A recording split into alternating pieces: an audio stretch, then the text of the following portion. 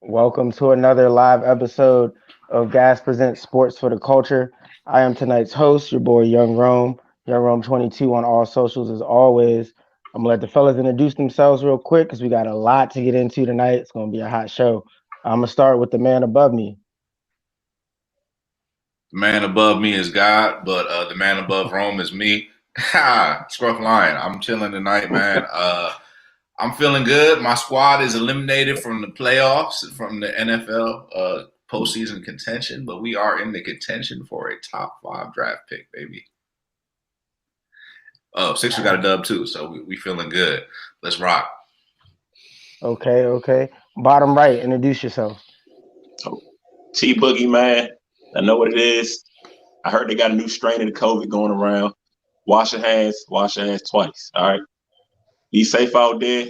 It's gonna be a good show. We got a lot to talk about. I think it's gonna be a hot one, man. Stay tuned. Let's go. Yes, and last but definitely not least, my fellow Washington fan, my man. It's been a rough week, man. Been a rough 2 weeks. Tell them how you feeling. At Bryce XXV double I, aka Mr. Big Leaguer, aka my mama's favorite gas panelist. Hey man, I'm excited to be on today. We got a couple crazy topics we gotta get to, man. It seems like the sports world never stops. And it's the last episode of the year. Been a crazy year, fellas. Great first year, man. So shout out to y'all. Shout out to the viewers. Hopefully everyone's rocking with us for year two. Yes, most definitely. But yeah, let's just jump right into it, man. Let's get into what we've been getting into all football season, our biggest NFL takeaways. And I'm gonna start it off, man. I got you. Dwayne Haskins, my guy. I've been rooting him on all year. I'm choking up over here. He's cut, it's done. I'm losing my voice just like he lost his talent. But I'm gonna let y'all get into it. Thoughts on Dwayne Haskins being cut? Yeah. Let me go first, man, because we got a fan and we got a hater, so I think I'm non-biased in this one. I feel like I called this a couple weeks ago, man. He's not. More than likely, he's played his last down in the NFL. I also told you Cam Newton probably played his last down in the NFL too. But Haskins deserved to be cut. He brought it on himself. There's a lot of factors that went into it, but it starts with him. So I don't really. I mean, I got a little bit of sympathy for him, but at the same time, you got you your own man. You got to get out there and do the things that serve you. And that's kind of my lesson. I'm gonna speak on that later, but you got to do the things that serve you in life. And he didn't step up to the plate, and he didn't help himself, so he's jobless. Scruff, Yeah. go ahead and jump in. Oh, my Go bad, ahead, my bad.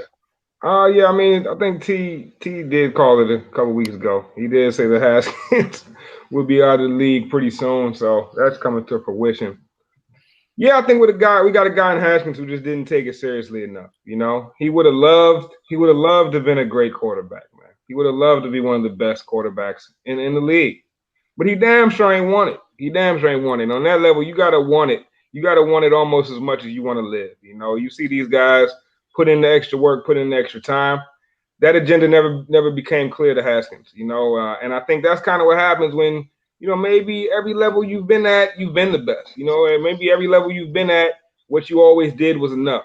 But on the NFL level, it's clearly not. And it just kind of sucks, man, because Haskins did have promise, and maybe that's just me coming as a fan of the Washington football team. But you saw some signs last year that gave you hope for the future. But he threw it all away, man, this season. One thing for sure about Haskins, we can never say he didn't get a shot. Because Haskins got a shot, man. Ron Rivera gave him a fair shot from the beginning this year. I truly believe that. And I believe that Haskins let Rivera down and not the other way around. So, hey, man, it is what it is. We wash our hands clean of them, and we move on to get another quarterback next season. I don't know about that. I kind of disagree. I don't think.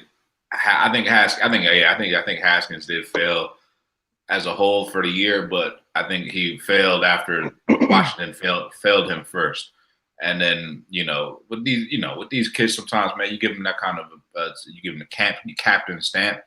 You land your name in the starter beginning of the season, and then you bench him halfway through. Then you put him back out there, and he trying to reestablish himself and identity with the team. Made some silly mistakes on and off the field. Acted very immature, but I think it all started when they lost faith in him as the starter in the first place, and it was downhill from there. Now he's a professional. Ultimately, that's on him. But what I'm not going to do is question his effort. But what I do question is, the way he's handling these situations is terrible.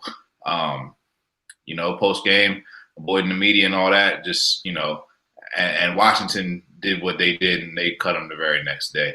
And when an organization does that, I think they tried to show him a little something with the removing of the captain status last week. Now they said, all right, that ain't working.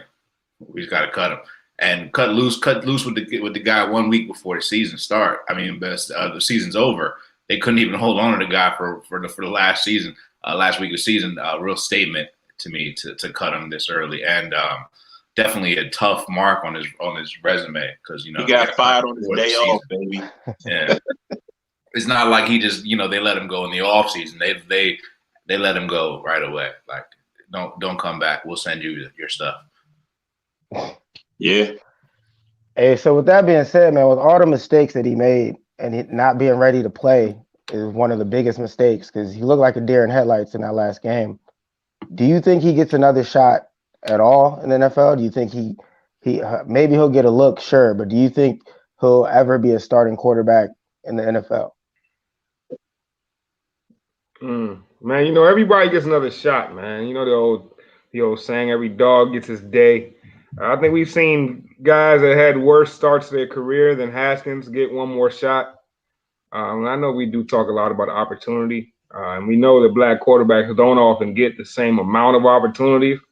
But, I think we even guys like Geno Smith, we've seen get another shot. Dwayne Haskins will get another shot. The question is, will he be prepared to do something with it? And I don't have any confidence in him running with it right now. I mean, the guy's got to mature. He's got a lot of maturing to do. And I'm not going to say it's impossible for it to happen, but if you were along for this ride with Dwayne Haskins ever since he come out of Ohio State, there have been red flags along the way, and you've likely ignored them because of your fandom.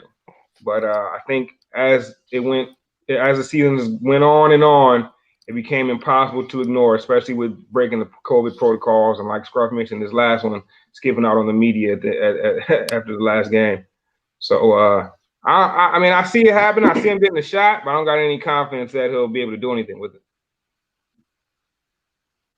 Yeah, I don't know if he'll get a shot based on the way the league works. It doesn't really – I'd say it's highly unlikely. Me personally, I would give him a shot.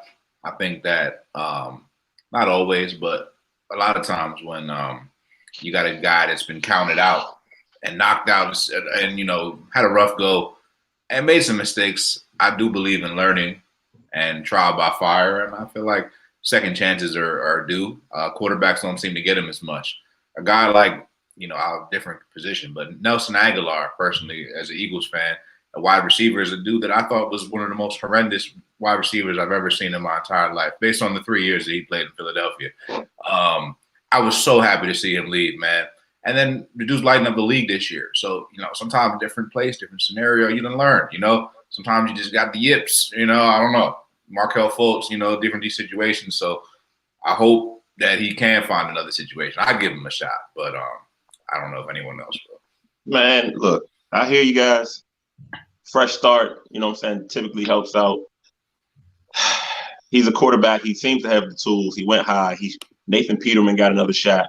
You would think Dwayne Haskins would get another shot. But with the quarterback market, the climate next season, I don't see it. I mean, if you're giving guys shots, right, aren't you going to give Dak a shot first? Aren't you going to give Cam Newton a shot first? Aren't you going to give a couple other guys shots before you give Dwayne Haskins a shot? Not to mention, wouldn't you roll the dice on a rookie? Cam Newton, absolutely not. No. When you roll, okay, you would give. Are you trying to tell me right now you would give Dwayne Haskins the football before you give it to Cam Newton? Yes. Okay. Well, I don't know how to respond to craziness, but I'm just saying, if I have a roster spot, I'd rather give it to Dwayne Haskins than Cam Newton at this juncture. It's a higher chance that what does Cam Newton got left, man? You're riding on Cam Newton right now in New England is like riding on old tires in the wintertime, and you know that I mean, if you don't hit the brakes strong enough, you might just go through that red light. That's what Cam Newton is. I gotta stop you Yeah. there, Steph. I mean, Because Dwayne isn't even he's not even gonna finish the season on a roster. So yeah. like, let's not even do that. Let's not do that to Cam Newton. And I'm a It's guy who not just his had roster because of talent, though. It's because of how he's acting. and talent, bro. Like, what did he do in his last game? Tyler Henneke was just studying for finals at Old Dominion University down the street from me, and he came in and played better than Dwayne in 9 minutes, bro. Like, come on. Like, Dwayne is not even just the off the field stuff. If he would have at least played well, you don't think they would have given him a little bit more rope? Like, they would have at least kept him on the roster if he played well. He played horrible. He didn't just. I would go as far as to say it wasn't even the off field decisions. He really played himself out of a job. That's really what happened. He'll get another shot in the strip club. Couple shots. Jose Cuervo, Jameson. He'll get a couple shots, man. Man, it's just crazy, man. Will he make those? First round draft pick. They cut him in the second season. Like, how many first round draft picks the quarterback does that happen to? So I've said this. How bad do you have to be? How bad? How many mistakes do you have to make? And I'm a guy that was rooting for him. I'm a guy that was rooting for him. Sam Darnold played at a similar level as Dwayne Haskins for the first. Sam Darnold never went to the strip club after a loss. During COVID, during the panoramic. But he got sick hella times. You don't know what he do in his personal life. Sam Darnold did get mono last season, so that is a fair point. And, we're always fair here at Sports for the Culture. I mean, mono and strippers, they're related. They're cousins. Kissing cousins.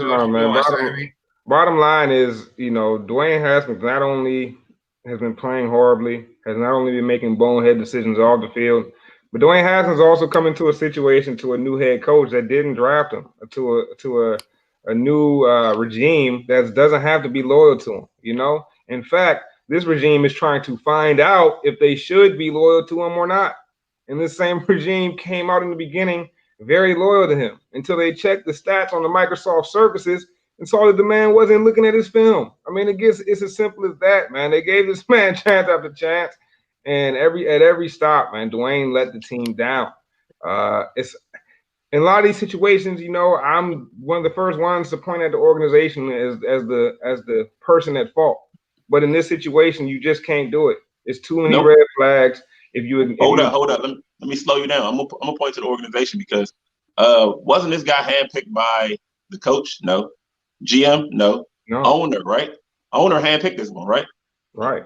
I've often said, man, whatever this team does, I'm sure they'll get it wrong, which extends to this weekend. But picked by the owner. I could have swore the coach said, "Nah, this kid isn't ready." I could have swore the coach said he's not ready. The fan base and the ownership combine forces to get this guy on the field. We get a new coach in. This new coach is even kind of saying, like, this guy isn't ready. What is the ownership and fan base saying again? Let's get this guy on the field. I mean, I feel what you're saying, but at the beginning of this season, man, the new coaching staff they were all in on Dwayne at the beginning of the season. They wanted to get him on the field as much as every word that came out of Ron Rivera's mouth echoed that. He wanted to get on the field. He had a COVID offseason. He was excited, and he was excited to get it rolling with him. And he even said out his mouth, he hopes he can ride it with Dwayne as long as he rode it with Cam in Carolina. That was his comments. So the man Ron Rivera was excited to get it happening with Dwayne Haskins, and he gave Dwayne a legitimate chance to prove himself. Dwayne Haskins just fell flat on his face. It is what it is, man. I mean, Kyle Allen beating you out, third string quarterback, losing your job to Alex Smith. You know what I mean? There's been red flags from the very beginning on Dwayne Haskins. It's just you either decided to ignore them or you didn't. And at this point, you can no longer ignore them. The red flags are glaring. Dwayne Haskins got to be out of there when it comes to watching the football team. Hopefully he does get another chance, but it cannot be in Washington. Gerardo, you will get your money. Drop your cash app, G. Drop your cash app. We all agree, Dwayne did it to himself.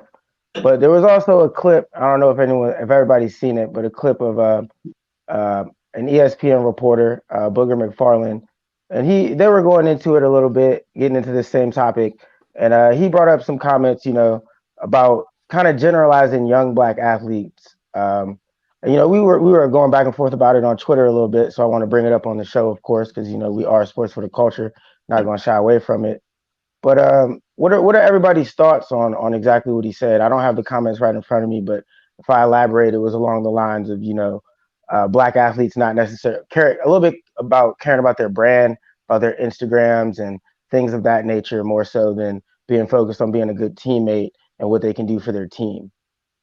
So I know you guys had some thoughts on that. So anybody can I'm gonna start jump there. in because I'm probably the only person that kind of sided with this guy, and I sided with him for a few reasons. But I want to preface it by saying, like, whenever anyone of any race speaks on the entirety of a race, a culture, just generalizing, you're going to get fallout from that, right? And that's what he did. That's probably where he went wrong.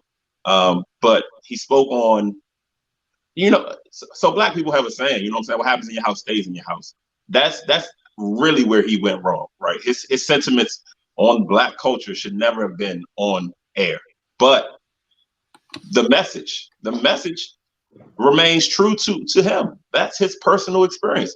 He said, what I have seen, you know what I'm saying? He's been I think he played, 10 years maybe? He's been around football. He's been in football. Fair or not, that's what he feels like he's seen. And he also comes from one of those generations where they might not have the tools to convey exactly what they're trying to say, but if you're a minority, you know what he was saying.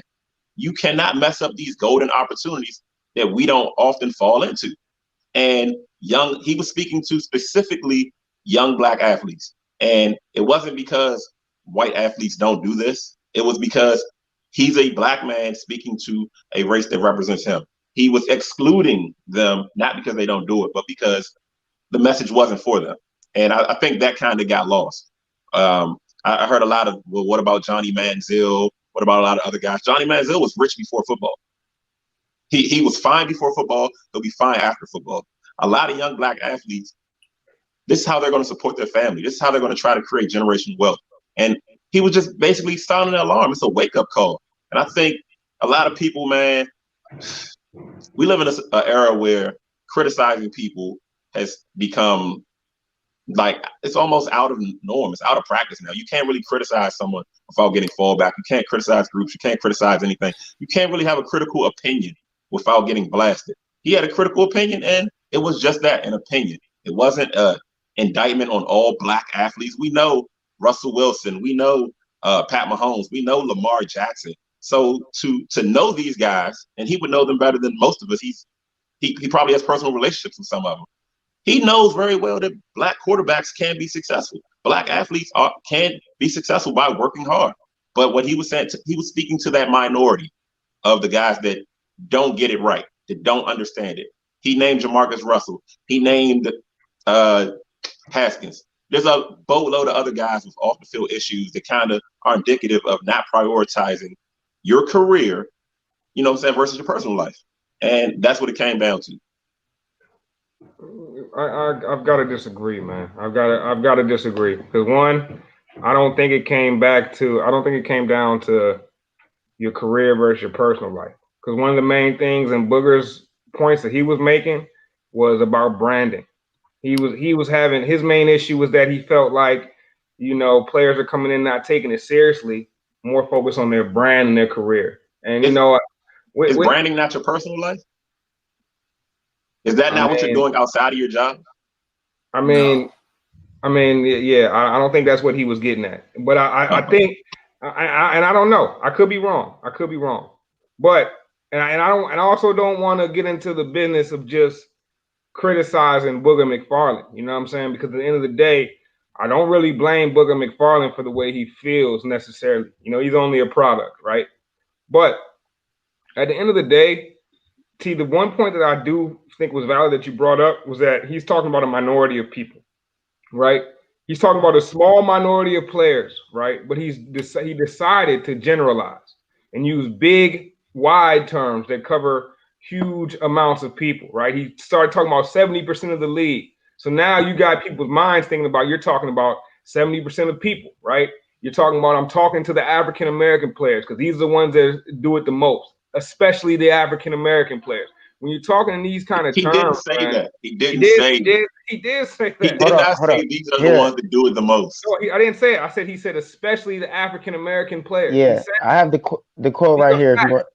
want, I can read the quote if you want. If you Yeah, go want to ahead, Please. hear read it. it all, man. Here's the exact quote. Oftentimes, young players, especially, I'm going to go ahead, especially young African American players, because they make up 70% of this league, they come into this league and ask themselves the wrong thing.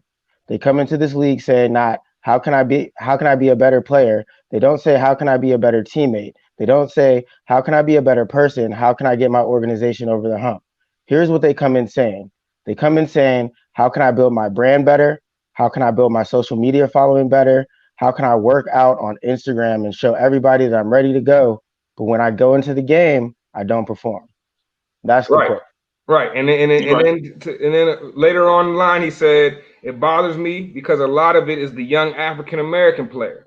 They come in and they don't take this as a business. It's still a game to them. So what I'm saying is what he did by generalizing in that way is he just discounted the countless amount of players that take this shit seriously enough to die over. And that is the overwhelming majority of players in the NFL. They don't take this as a game. They're dead serious about this. But when a Jamarcus Russell happens, or when a Dwayne Haskins happens, we have our own people doing the work for them and saying that it's all of us or implying that it's all of us with the problem, implying that it's the black athlete with the problem. When this is an individual problem, this is a Jamarcus Russell problem. This is a Dwayne Haskins problem. These guys coming in and not taking this seriously, it's not a black athlete problem because for every Jamarcus Russell, there's 10 or 20 guys like a Lamar Jackson or Aaron Donald who live and breathe it, right? For every Dwayne Haskins, there's 10 or 20 Russell Wilsons, right? Guys that take it more seriously than anything in their life. So when you start generalizing like that, and you're talking about a large, group of people, it's just irresponsible, man. It's very, very irresponsible. And I'm not saying I didn't understand what Booger McFarland's saying. What Booger McFarland wanted to say is, I wish African American quarterbacks like Dwayne Haskins took it more seriously. But you got to single out every single part of that conversation, because once you start generalizing, now you're attributing things to people that do not do that, and that in fact do the exact opposite. And it's just very, very irresponsible, especially on a platform as wide as the show on ESPN is. I mean, that show is not for the black community, right? That show is for the masses. So this is what you're putting out to the masses. We're doing the work of the enemy, man, with stuff like that. And I think that those are the type of things that we got to fix in the community, because him talking like that, it doesn't help any situations, bro. It actually only contributes more to the divisiveness. So I mean, I get what Booger McFarland was trying to do. I don't want to just stone the man, because I don't think he was attempting to be malicious, you know what I mean? But this is what happens when we have, the wrong spokespeople at the front. And this is actually the reason why Gas Sports for the Culture exists, if you ask me. No, I mean, I'm not going to disagree with anything you said. And like I said, that was probably more of an in-house conversation. That's something he should have probably left in his group chat. You know what I'm saying? He said to his man at the bar, but he sounded frustrated. And why? He's a fellow bug, for one. You know what I'm saying? Booger, T Boogie. He's a fellow bug, so I'm gonna support the guy. I'm support the guy. But I honestly didn't feel like it came from a place of a Jason Whitlock or a Candace Owens, if you know those names. I don't think it came from a place of shucking and jiving. For me, it felt really frustrated.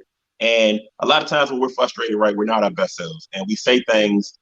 Our message is diluted, it's convoluted, and I think that's what happened. And he shouldn't generalize, but he did. But young athletes should still heed that message, whether you're in that Dwayne Haskins boat or you're in that Patrick Mahomes boat. It only takes one mistake, man. The bar is so much higher for us. So one thing I want to add real quick, I think Booger, what he was saying is like, because Bryce, you're 100% right, and the way you're looking at it is not the way that, let's say, an older white GM is going to look at it. You know what I mean? Like a Bill Polian isn't going to look at it the way that Bryce is looking at it.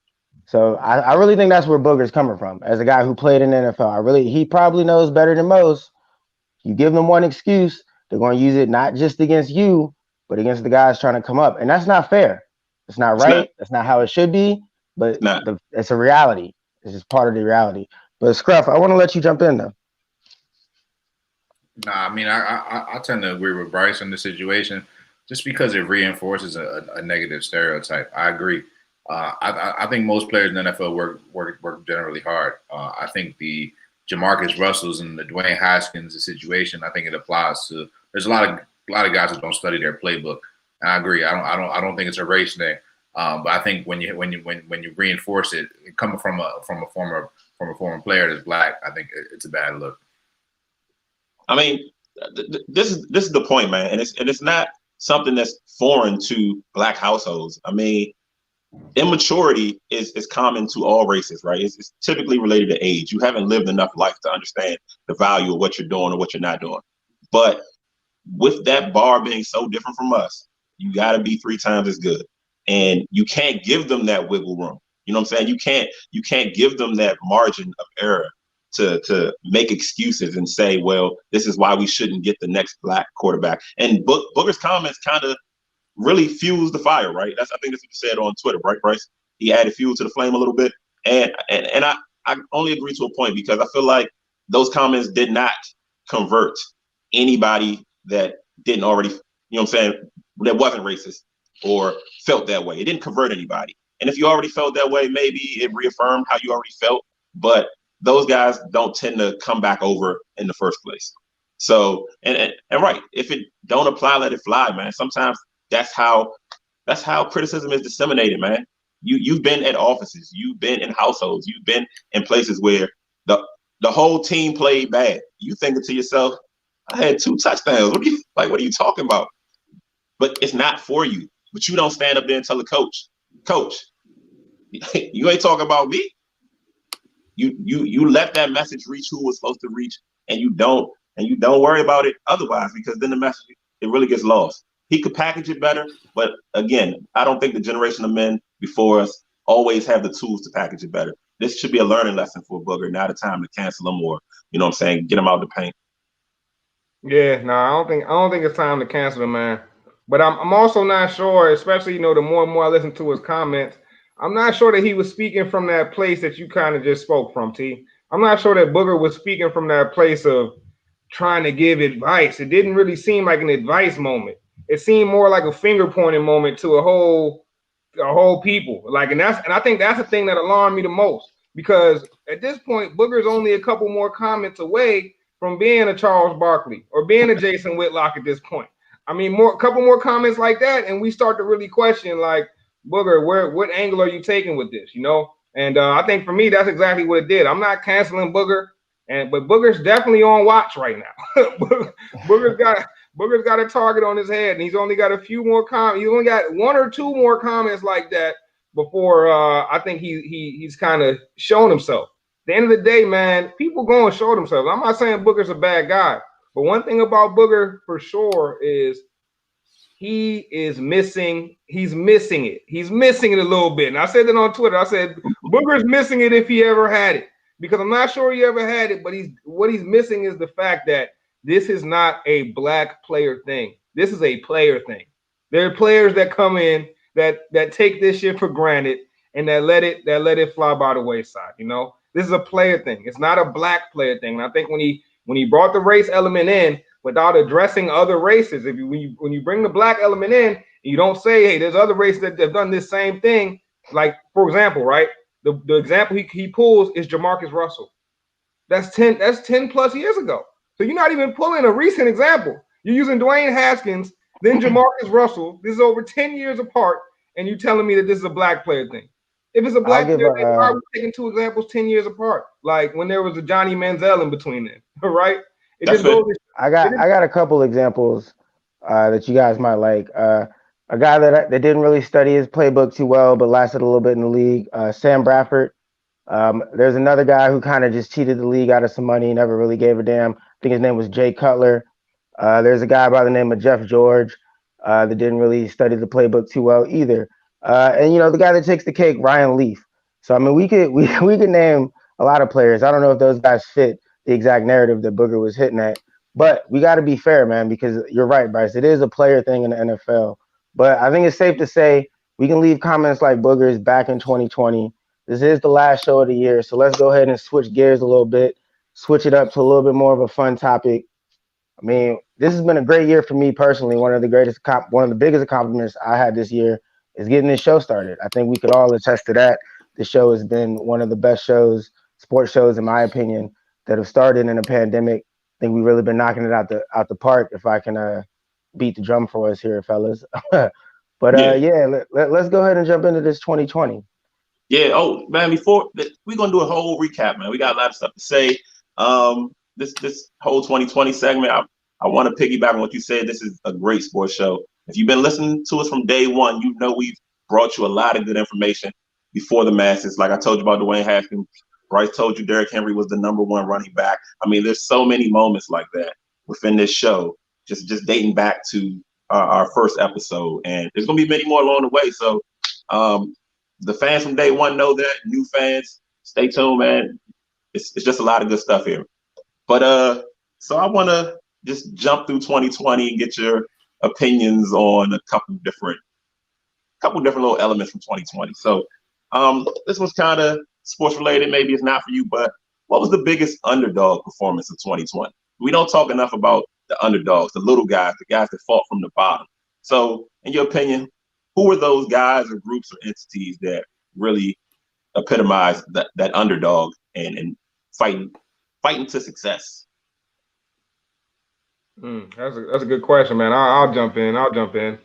And my guy Scruff can attest to this. You know, I don't always have locks. I don't always have betting locks, but when I do, they tend to hit, don't they, Scruff? They tend to hit, and it tends to make me and Scruff some nice change when it does. And one of my betting locks earlier in the year was a boxing lock, and it was Teofimo Lopez. He was squaring off against Vasily Lomachenko, the pound for pound fighter in everybody's opinion.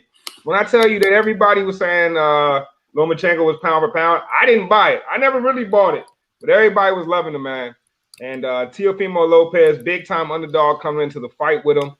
Young guy, I think he's only 22 years old when he won the belt. So super young, but he came in biggest underdog performance in my opinion. And he cemented himself as one of the top boxers right now around, especially in that 130 pound range. So Teofimo Lopez gets my biggest underdog performance because he was going against, in my opinion, one of the most heralded boxers of the time, one of the most talked about when it came to pound for pounds in the last 5-10 years was Vasily Lomachenko.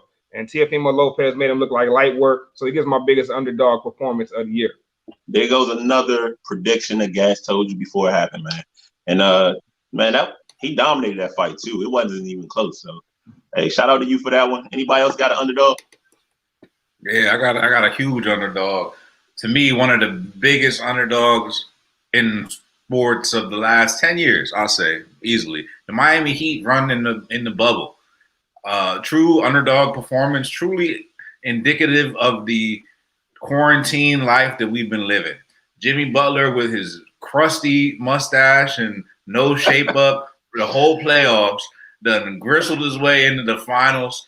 A guy that was counted out by many, a guy that was criticized and crucified, much like James Harden is currently in this league.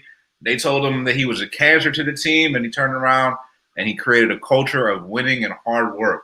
Jimmy Butler and the Miami Heat are the biggest underdog performance for me. They didn't win the chip, but that boy Braun's something different. So I ain't mad. That was a strong underdog performance, man. So yeah, the Heat he kind of ran through that bubble. But what about you, Ron? All right, man. My biggest underdog performance, I gotta give it to Alex Smith. The whole coming back from the leg thing is one thing, but if I'm giving a specific performance, is beating the Steelers. We got down in that game. I believe it was down 14 or 17 points. Super underdog going into it. The Steelers were undefeated. I believe that was the game with the bloody sock and all of it. So I mean, it was a gritty performance. It sparked the 4-game winning streak, or it was the second win of the 4-game winning streak. So I'm giving my biggest underdog performance of 2020 to Alex Smith. Ooh, that's a good one. That's a good one. Comeback Player of the Year candidate. He'll probably win it. That's a good story, man. I like all of those. And Scruff, I was with you. I had the Heat. I think you hit on all the points. So let me see what's next on my list. Moving right along. What's the biggest adversity? Like, what's the biggest disappointment? Who was the biggest disappointment of 2020? Man, y'all already know who I'm going with, man. We just spent a whole 20-minute segment on this guy, man. Biggest disappointment of 2020 is one Dwayne Haskins Jr. Is he a junior, Ron? I think he's a junior, man. He's a junior. Yeah. I forgot that fast, man. I don't know if he's a junior, a third, or four. I don't know what he is. He's a senior. I don't know, man. But Dwayne Haskins, most definitely my biggest disappointment of 2020. Had high hopes for the guy. It didn't happen, man. It didn't happen. Yo. What's up, fellas? I couldn't not be on the last show of the year, fellas. I'm glad you're here. I'm glad you're here, man. We doing underdogs. I know you stay tuned, you know what I'm saying? You gotta not the underdog, biggest disappointment. We on disappointments. What was your biggest disappointment, man? Boxing is my first love. Deontay Wilder, man. He should have beaten Mike. He should have beaten Fury. That fight. Oh man, that's my biggest underdog. Oh man. Yeah, man. He kind of lost that one for the whole culture, man. We was all pulling for him. It made me sick to my stomach. And I'm surprised that this show's about to turn into a Redskins show, man. Y'all is giving all these Redskins love. What happened to the Clippers? Like the Clippers not a disappointment, fellas? What's going on? They are. They were close. They were close for me. They almost were my disappointment, but nobody disappointed me more than Carson Wentz, who I ranked as one of the top 5 best quarterbacks in the league at the beginning of the start of the season. And now he is top 5 worst quarterbacks in the league. So much for those gas predictions. Hunting season. He better stick to hunting, man. That's all I know. Man, my biggest disappointment, same thing. It was a little personal, man. Giannis' performance in the bubble, man. 2-time MVP, Defensive Player of the Year, and you couldn't get past the Heat. I don't really want to talk about it, but Giannis was my biggest disappointment. And by the looks of it, he still can't shoot a jump shot. So, spicy. Man. All right, I guess we got our disappointments out of the way, man. Something more positive. Athlete of the Year. This should be interesting. I think we're going to have the same person, a lot of us, but I'm curious to see what y'all got. Athlete of the Year. Let's go. I'll go first. Yeah, go first. What you got, G? Can we pick 2 or 1? 1. I mean, you can give a guy an honorable mention. I'll hear that. Mine's King James. You give a guy and a girl, if I was personally, if you're going to give 2. Yeah, go ahead, G. Well, my 2 is King James for T, and then my runner-up is Patrick Mahomes in that playoff one before they won the Super Bowl again for T. Shots. Was that in 2020? Yes. Yeah, it was. Technically, it was 2020. Or early 2020. It was. He's got that. The run would have been 19 still, but no, because the playoff were in the playoff. Yeah, the playoffs was 2020 because that's my athlete of the year as well, is Pat Mahomes. Because once you add it all up in 2020 in that window, he's only lost once. He's only lost 1 game this year. 2020 has been a horrible year for all of us, but not if your name's Patrick Mahomes. And he's in every other commercial with squirting ketchup on his steak in State Farm commercials. It's disgusting. Isn't he like half a billionaire now? Like, yeah, he signed that big contract. $500 million. Oh my God! Hey, he's a man for that. Some money. Gee, I got news for you, man. My 2020 guy was LeBron James. I knew you could tend to leave. Nobody was expecting that one, man. Bryce will tell you I've been flip-flopping a lot lately, but this is what happened, man. I looked at that playoff run in the bubble. He got the chip, and I'm gonna give him credit for that. But I honestly thought coming into this new season, he was gonna take the entire December off, maybe even more, just with his age and all that. He could have He really could have. Nobody would have questioned it. Nobody would judge him. My man laced his sneaks back up, got back on the floor 2-3 months after the finals, man. Nobody has more legs, more miles in their legs than LeBron as far as basketball games played. And to lace them back up and go back at it again and go to war with his guys, I can't do nothing but respect that. So LeBron James got it for me. My man T coming brand new in 2021, man. I'm coming into the new year. I'm switching things up a little bit, man. I got love for Bron. I don't know, bro. Somebody check my man temperature. You giving Bron credit, but I'm gonna go ahead and agree with T, man. This is tough, yo. This is tough because Giannis. I'm on the fence with picking Giannis. I mean, Defensive Player of the Year, MVP, same season. It's pretty major, man. It's pretty major. Another candidate I got up there is Aja Wilson from the Aces, man. I mean, NBA champion, MVP, same seed, all in defensive first team. I mean, it's tough. It's tough, but I'm gonna go ahead and go with LeBron James as well. I think what he persevered with through the bubble was impressive. Like T said, to come right back, lace him right back up. Looks like the Lakers will be there again this season in one of the last two teams standing. You can't take anything away from the man, and also you got to give him credit for the things he's been doing off the court. You know, during the NBA championship reveal, everyone had a virtual presentation of the rings, and for LeBron, it was the kids from the I Promise School, you know, presenting him with his ring. I think that spoke volumes right there, man. The man's not just killing it on the court; he's doing a lot of things in the community. For that, he gets my male athlete of the year for sure. Word. I got somebody doing something pretty legendary too, and that's why I'm going with Dame Lillard as my athlete of the year.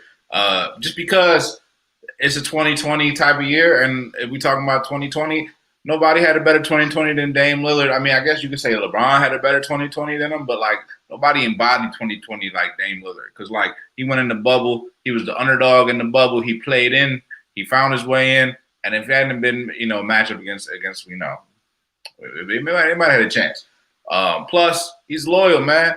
Rocking with the Trailblazers, underdog team, man. He not team hopping. He not clout chasing.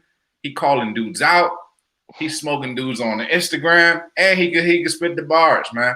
Dame Lillard is my athlete of the year. Sports for the culture, man. Shout out to the athletes out here with musical talents, man.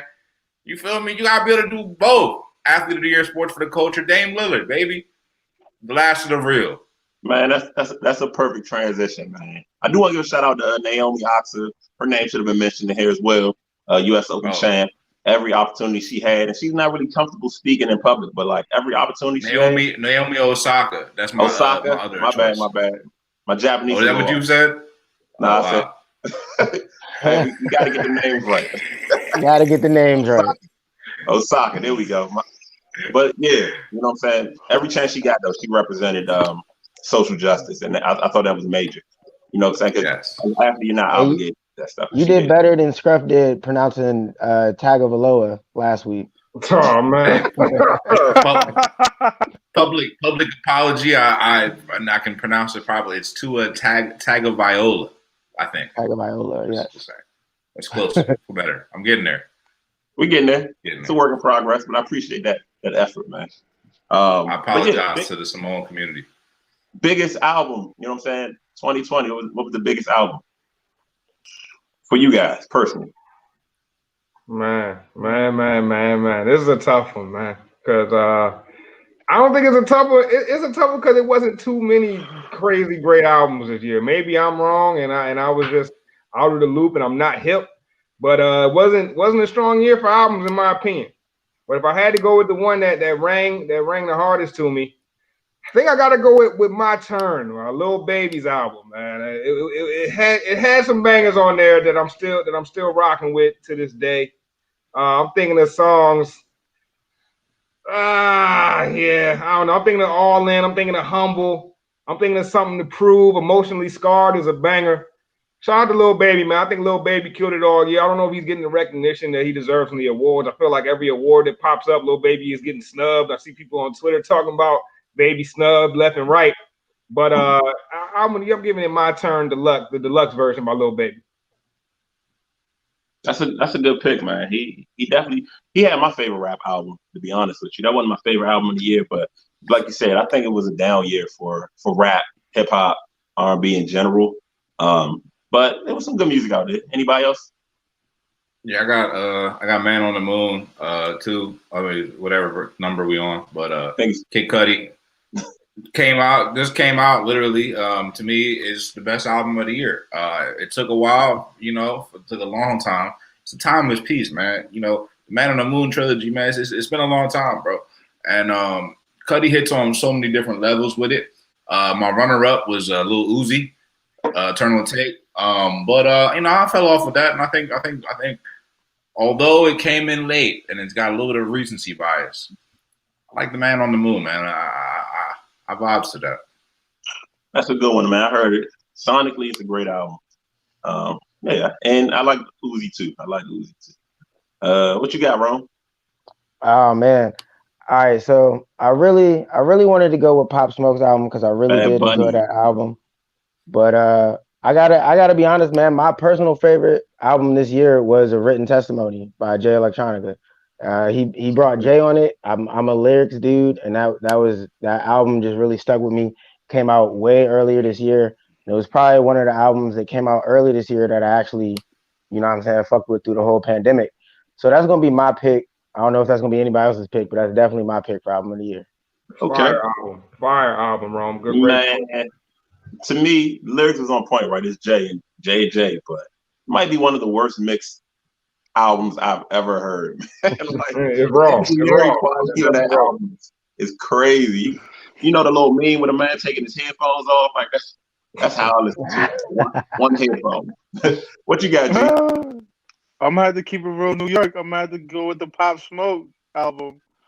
That had a bunch of flavors. 50 did his thing on that. It had a lot of features, but RIP to Pop Smoke. I'm gonna have to keep it New York. For sure. RIP Pop Smoke, man. That's a good one too. That's a good one. That's an underdog. That's a sleeper. You know what I'm saying? I'm surprised we didn't get more of that one, to be honest with you. My favorite album probably gonna surprise a lot of people. When I looked at my my Spotify 2020 wrap up, it had like 3 artists, which kind of confused me. I felt like I listened to a lot more. Please don't say Griselda. No. Not no. That album dropped this year, right? This is crazy, right? You know what I'm saying? Because you probably wouldn't think this. But that album dropped this year, right? Yeah. Oh, then let me take that back. I'm sorry. Griselda. Oh my God! Nah, you can't take it back from a dead man. Damn. Get out of here! Like, what are you doing? I thought that album dropped at the end of 2019. I'm thinking, but you're right. Griselda did happen like around March. Oh, damn. I'm fucking up. Stop smoking all that weed, kids. Sorry, like Pop Smoke. You didn't make it into the gas album of the year. You didn't make it to the cut. That's crazy. But yeah, man, my top 20 had Drake, Party Next Door, and The Weeknd. It didn't have no rappers. Maybe that was my 2020, man. I don't know. But the Weeknd album for me, you know what I'm saying? I found myself going to that one a lot. So the After Hours, I'm an 80s synth kind of guy. I love that era, that era of music sound. So, that album really worked for me. So that was my album of 2020. But let's keep it pushing to Party album was crazy too, though. Party album was crazy. It was. I go back and forth with which one I like better, but I guess I listened to, The Weeknd more. So it was The Weeknd for me. What was y'all movies in 2020? I feel like this was a down year movies, a very down year. But what y'all have movie wise? Man, I gotta go with the last 2 movies I just saw via Disney Plus, which was Safety, which is a great sports movie based on a true story. Incredible story. I don't want to spoil nothing. I mean, the story's already out there, but y'all should check out the movie. And then the last movie I just watched with my kids was Soul. I think Jamie Foxx is the actor doing the voiceover. Another great movie. You should definitely check it out. If you don't have Disney Plus, you should grab it. It's definitely worth the buy. They got a lot of great shows coming out next year too, as well as movies. But my best movie of the year, since it was a super down year for movies, is Soul, based off the fact that I just watched it. I've heard a lot of good things about Soul, to be honest with you. Good movie. I'm gonna have to double down on that, Ron. I actually might have some recency bias for me too, because I just watched it last night. But Damn. Soul was great. Soul was great. I think that it's one of those kids movies. Well, I guess technically because it's a kid movie because it's Pixar, but it's so many other angles you can take it, and I think that's what I like about it. It's one of those trippy movies if you let it be that. Get a little trippy. Definitely a dope film. I think it's also pretty dope that Pixar had a black dominated Pixar film. I don't know if we've ever seen that. I know they had the Princess and the Frog, but I don't know how I don't think many. that was Pixar. Yeah. And I'm pretty sure she turned into a frog pretty soon, pretty early in the movie. So, but man. Soul definitely a great movie. I suggest everybody check it out. I do think it was a down year for movies. I didn't see nothing really new. Hey, but T, what was that movie, man? It set place in it was like China or something, an Asian family, and they all kind of make their way into somebody's house. You know what I'm talking about, I think bro? the Parasite. Parasite. Yeah, man. Yeah. If you haven't seen Parasite, I think that gets my second. That's a close second. It's a toss up. Was that this year? Parasite. No, It's I been a think long Parasite year. was last year. Yeah, well, hey, I definitely saw it this year. It's still a Yeah, good I one. saw it this year too. It's They called it Steam in 2020. Might have came out in 2017, but they ain't catching Steam till 2020. But if you haven't seen that one, that was probably the second best movie I've seen this year. But down year for movie, considering we couldn't go to the movies. So Facts. Right. Scrub, I think my biggest movie of 2020 is actually the year 2020. It is an actual movie, so that is all the entertainment I have needed. All I got to do is turn on the news, man. It's a movie. I'm telling you, it's coming to a box office near you. This is something you can't make up, man. Steven Spielberg couldn't have wrote this, so that's my movie of the year. Facts, my life, my current life in the pandemic. G, what you got? Shit. I don't have no movies. All I got my old movies that I've been watching to keep me alive. I haven't seen the new movie that came out this year. I can't even name one. So, I sort of up. I can't even name a new movie. Hey, the pandemic destroyed movies, man. Rough year for Hollywood. I actually looked at a list of all the movies that dropped before the show. Like every movie that dropped in 2020, I'm just like, yeah, man. So didn't see any of them. For me, I don't know. I consider myself a movie guy, bro. I don't know what to tell you, bro. It's all good. I mean, we got more entertainment than just movies in 2020. So, you know what I'm saying? We got some more coming up. But for me, nothing really spoke to me. I think there's a few gems that I didn't get to see because they didn't get the box office acclaim. But The Five Bloods on Netflix, that's that one, between that and Tenet. And I'm undecided on Tenet. That's why I'm giving it The Five Bloods, because Tenet is a movie you got to watch at least twice, but maybe 3 times. But Five Bloods, man, Spike Lee, Delroy Lindo. Great movie. Yeah, man. So it was The Five Bloods for me. And if you haven't seen Tenet, though, check that out. Check that out and let me know what you think, because me explaining it kind of spoils it a little bit. So it's Christopher Nolan. If you're familiar with his work, Batman, The Prestige, Memento, he typically does good work. But let's move on from movies and TV shows. 2020 favorite TV shows. How many? For me. How many can we pick? Man, pick one. Damn, I'm selfish. Well, it's an easy pick for me. My pick is Lovecraft Country. That's the #1 television series for me. Just because it's so deep, man. It's deep. It's historical. It's trippy. It's scary. It's spooky. It's thought provoking. You got a good wardrobe. You know what I'm saying? They getting real cultured with the wardrobe. And it's got magical powers. It's got everything you could possibly want. It's every show that I liked, other shows that I liked, all combined in one, and it's Black centric. I love it. And Jordan Peele, man, you're one creative, twisted dude, bro. I gotta say. That's a strong show, man. And honestly, it's in my top. Hey, but Scruff, I would have had you peg for a P Valley guy for the same reasons. Magical wardrobe, it's deep, it's culture. I had you peg for the P Valley. But yeah, love Craft Country, man. That's a good one. Ain't wrong. Hey, Bryce, what you got? Oh man, this is tough. I think Scruff's answer was great. Lovecraft Country was a hell of a show. I hope it gets a second season. I think it deserves it. It will. Yeah, I think so.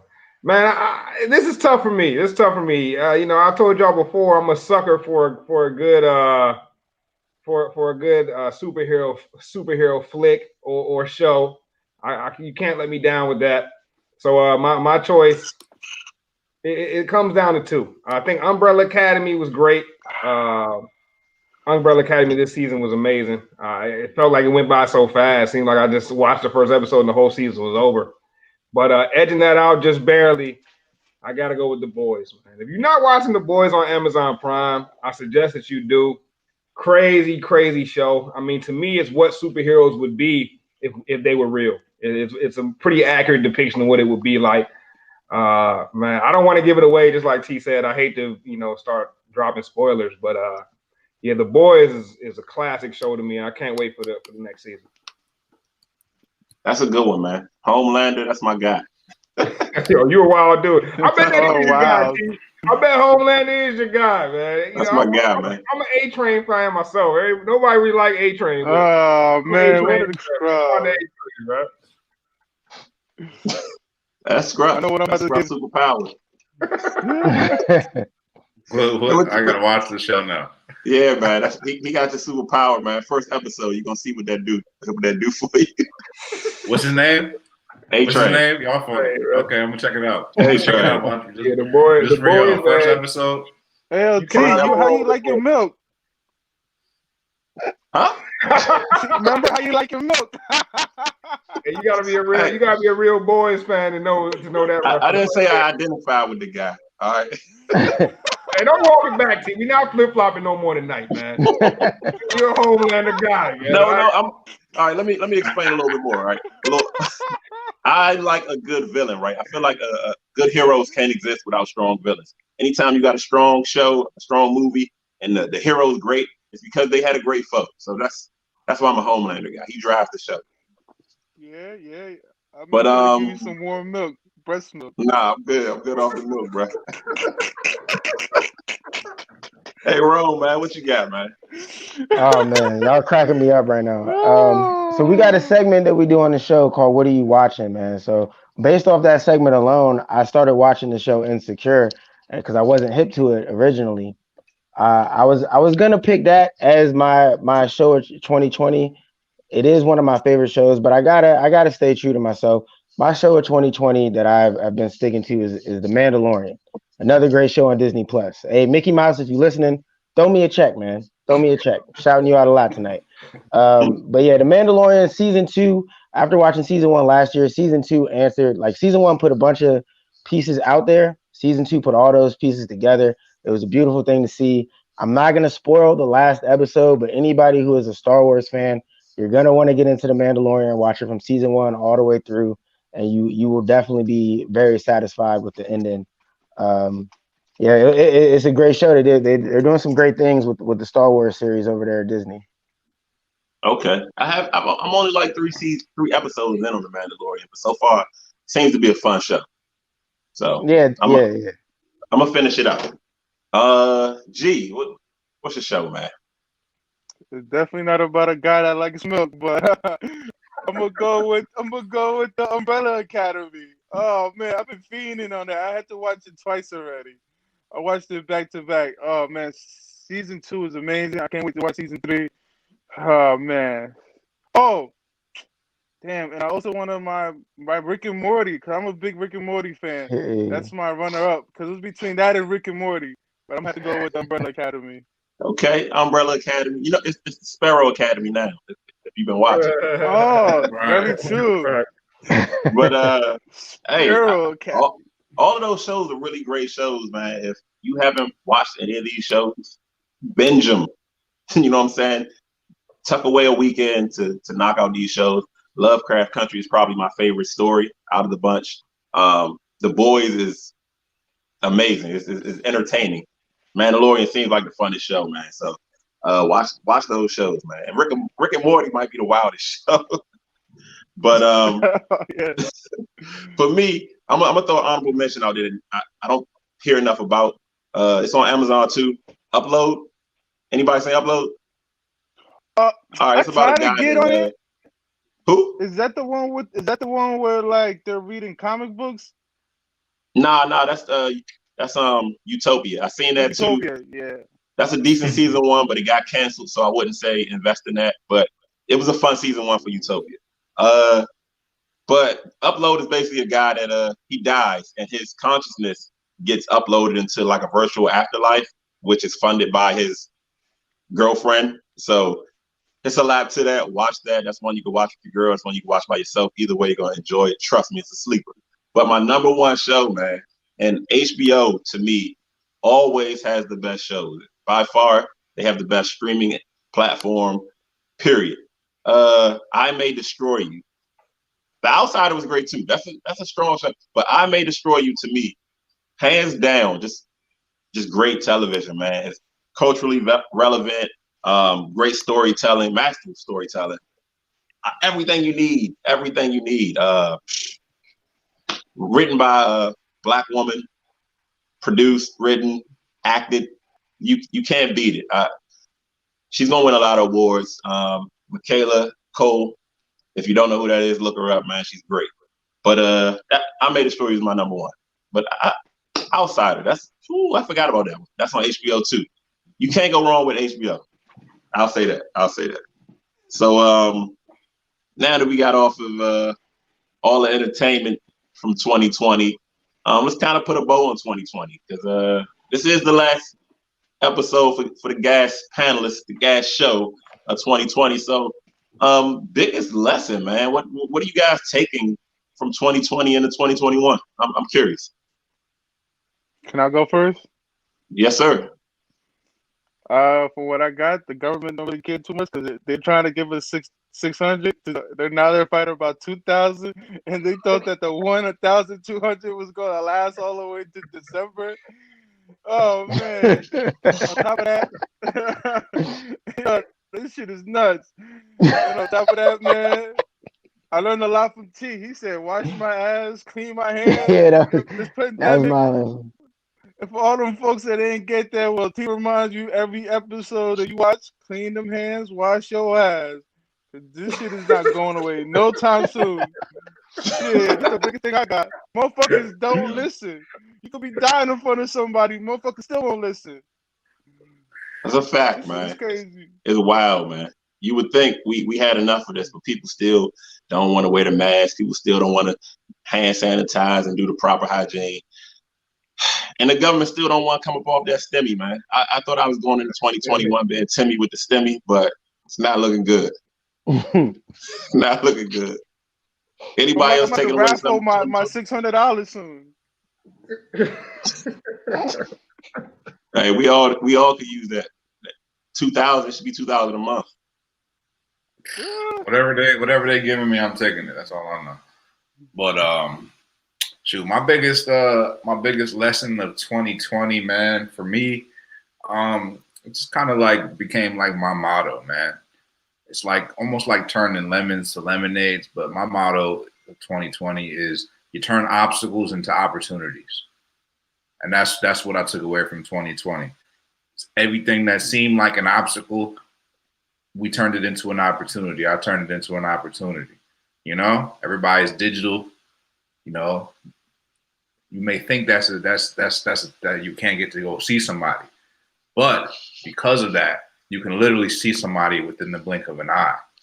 You know, you could be clicks away from Rihanna. My man's actually got a friend of mine actually got sung "Happy Birthday" by Rihanna during 2020 Zoom call thing. You know, like 20. Yeah, we lost your lesson a little bit, Scruffy. We have a little technical difficulties. We're gonna take a Wi-Fi extender into 2021 for you. We're gonna Ethernet cable in 2021. Man. Yeah, you gotta get hard. Get you the Ethernet. Plug you right in. Man, my biggest lesson of the year is always double check the Wi-Fi signal. Yo, factual. Nah, man, 2020 has been a lesson, I think, for everybody. My biggest lesson is pretty simple though. It's just keep pushing forward, right? Kind of like Scruff was saying, man. Like obstacles can be opportunities. Things may seem like they're bleak. You can always find a brighter side. People were upset about wearing a mask. Now I see people getting the mask matching their outfit. You know, your mask is a message now. Like anything that may seem like an annoyance or a hindrance in the beginning, you should always be able to find some way to make a positive out of it. And that should be everyone's lesson, in my opinion, from 2020. You can always find a positive. That's real, man. Having a positive perspective can make all the difference in the world. Yeah, Bryce, I know you got a gem for us. I hope so, man. I couldn't agree more with Rome, though, man. One of my mantras for the year has been every situation is workable, and I've seen that kind of manifest itself and just saying it to myself, trying to live it. Yo, you've tweeted that so many times. I think that might have been where I got it from, bro. Subconsciously, when you said it just now, I was like, "Oh shit!" That's where I got it. I'll keep it 100, man. Those are personal reminders for myself, man. You know, keeping it on my mind and trying to give all that positivity whenever I can. I think for me, the biggest lesson, the biggest takeaway, the biggest thing I can share is self-honesty is the most important thing. And for me, that's the number one thing I'm taking away from 2020. Being honest with yourself allows you to work on your shortcomings. But to work on your shortcomings, you got to first understand them.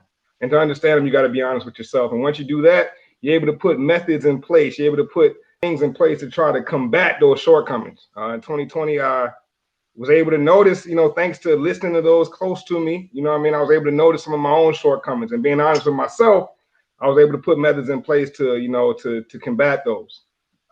Still a work in progress, we all are. And if you don't view yourself as a constant work in progress, you need to go back and look in the mirror. But if you can't be honest with yourself, you're never gonna be able to change yourself. So I think the number one takeaway, number one lesson for me for 2020 is self-honesty. I think if we all do that a little bit more, we'll be in a better place as a society. I think, yeah, man, that's real, because I think 2020 gave us a lot of space to really, if you were willing to hold that mirror to yourself and kind of ask yourself some really deep questions and kind of, like you said, work. Every situation is workable. Just work yourself into a situation that's better than where you're at, if that's what you desire. So I think that's a good one, man. I think that's a good one for the people. You know what I'm saying? Write that down if you're out there listening.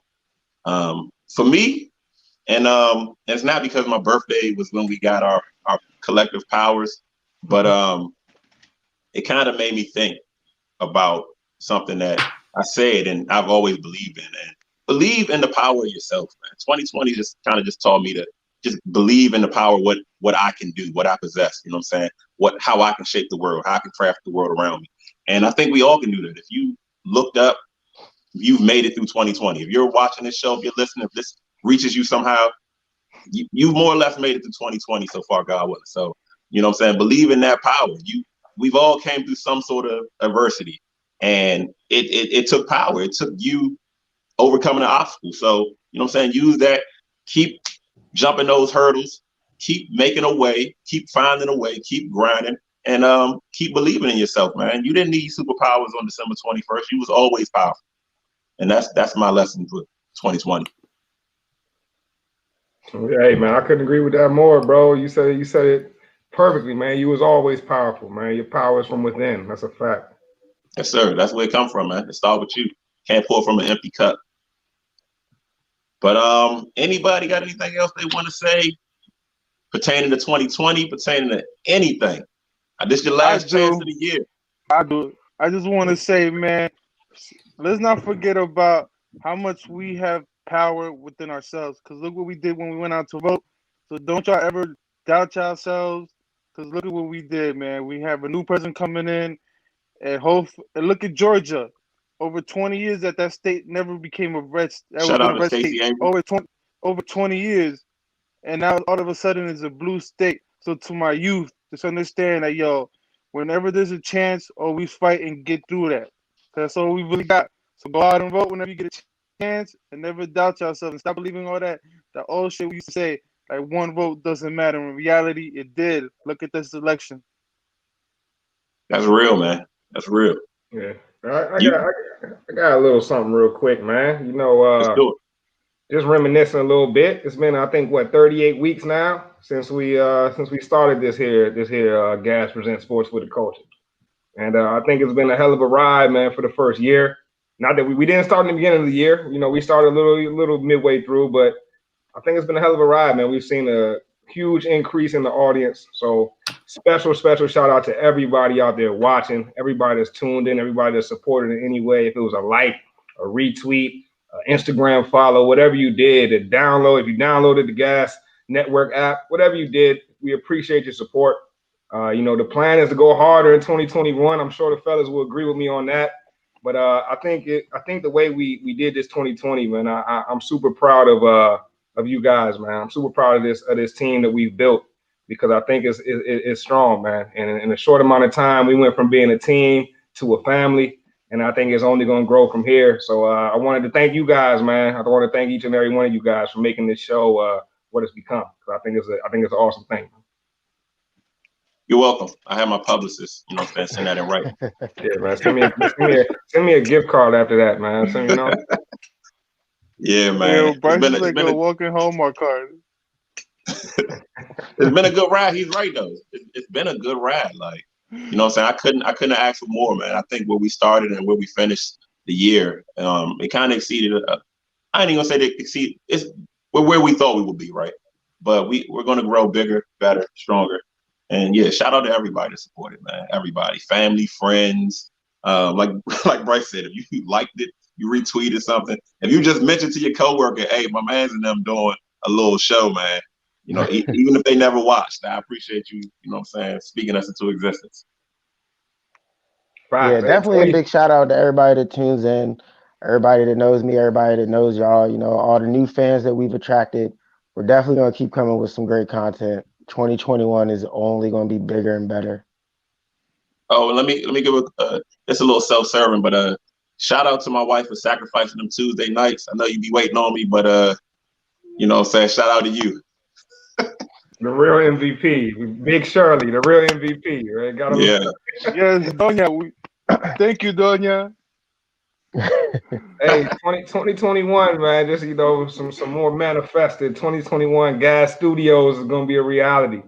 So man, keep that in y'all's plans, man. Everybody watching, you know, just think about it one time. 2021 Gas Studios.